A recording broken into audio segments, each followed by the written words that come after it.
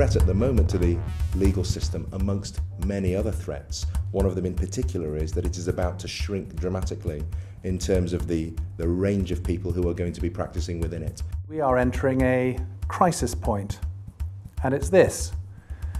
The Legal Aid Fund gives access to justice, and the government thinks that it's a soft target and it won't lose votes if it cuts the Legal Aid Fund.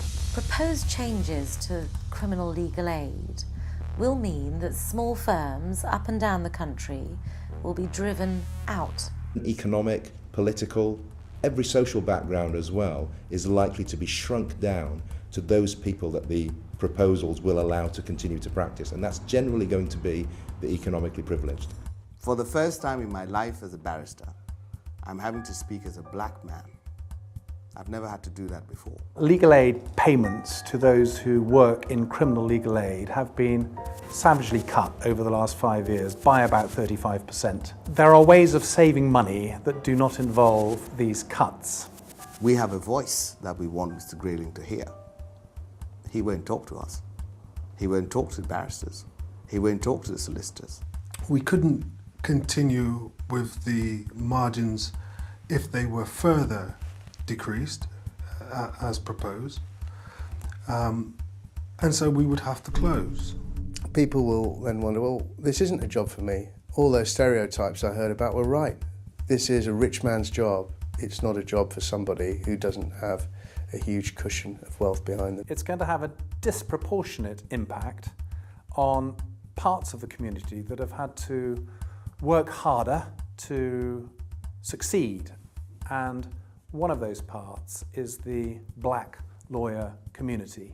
Black and minority ethnic lawyers have historically practiced in small firms because that's where they were able to practice.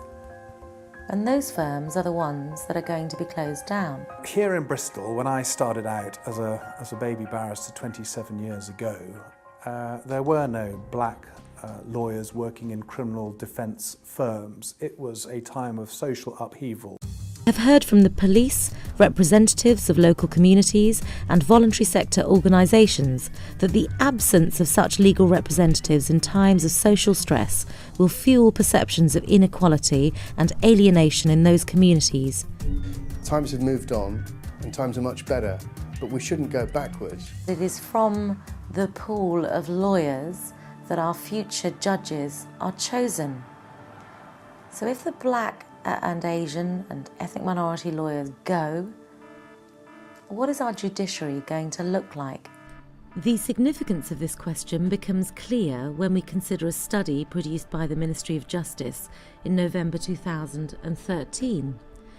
That study showed that black and Asian defendants are almost 20% more likely to be sent to jail than those who are white.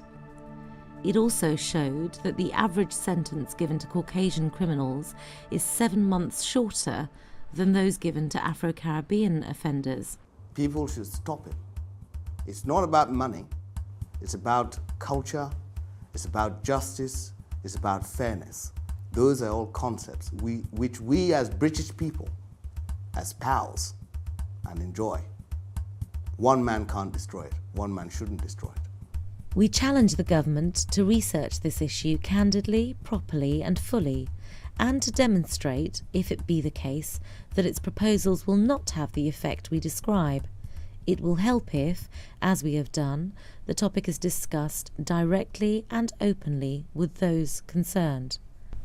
We've heard nothing.